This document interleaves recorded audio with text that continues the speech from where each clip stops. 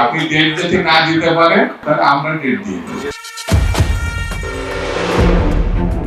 December বললেও আগামী বছরের জুনে নির্বাচন হবে বলে জানিয়েছেন প্রধান উপদেষ্টা ডক্টর মোহাম্মদ ইউনূস। তবে ডিসেম্বরে নির্বাচন চায় দেশের বৃহৎ রাজনৈতিক দল বিএনপি। রোডম্যাপ ঘোষণার জন্য সরকারকে আর 1 মাস সময় দেবে দলটি। নির্বাচনের সুস্পষ্ট রোডম্যাপ ঘোষণা না হলে জুলাইয়ে নতুন কর্মসূচিতে যাবে বিএনপি। নির্বাচন আদায়ে অন্তর্বর্তী সরকারের বিরুদ্ধে কঠোর আন্দোলনের কথাও ভাবছে দলটির নেতারা।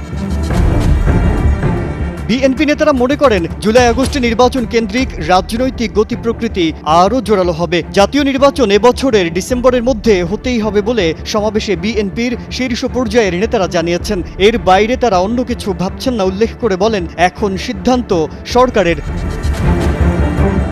দলটির দায়িত্বশীল সূত্রগুলো বলছে জুলাই থেকে নতুন কর্মসূচি আসবে, সেটি চলবে আগস্ট পর্যন্ত।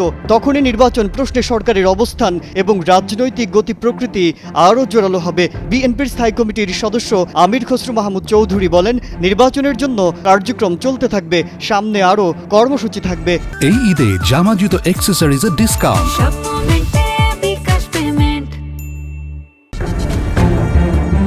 এদিকে দলটির স্থায়ী কমিটির আরেক সদস্য সালাহ উদ্দিন আহমদ বলেন, গণতান্ত্রিক প্রক্রিয়ায় কার্যক্রম পরিচালনা করব এবং জাতির সামনে উপস্থাপন করব। যত দ্রুত নির্বাচনের মধ্য দিয়ে দেশ গণতান্ত্রিক রূপান্তরের দিকে যেতে পারে সেটি ততই দেশের জন্য মঙ্গল হবে।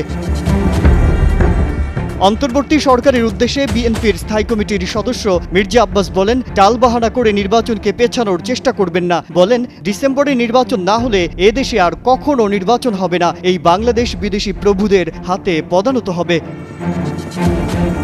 এদিকে নির্বাচনের আগে সংস্কার ও বিচার প্রয়োজন বলে জানিয়েছেন জাতীয় নাগরিক পার্টির আহ্বায়ক নাহিদ ইসলাম। একই সুরে কথা বলছে বাংলাদেশ জামায়াত ইসলামী। সুনির্দিষ্ট সময়ে নির্বাচন চাইলেও আগে সংস্কার এবং বিচারের পক্ষে মত তাদের।